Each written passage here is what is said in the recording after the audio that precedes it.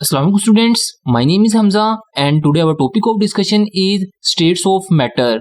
First of all, matter की definition देखते हैं.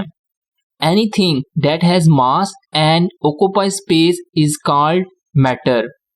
ऐसी कोई भी चीज जिसका मास हो और वो जगह घेरती हो मैटर कहलाती है. फॉर एग्जाम्पल ह्यूमन बॉडी, इसका मास भी होता है और ये जगह भी घेरती है. So human body is a example of matter. इसी तरह एक बुक का एक मास भी होता है और वो जगह भी घेरती है. So book is also a example of matter.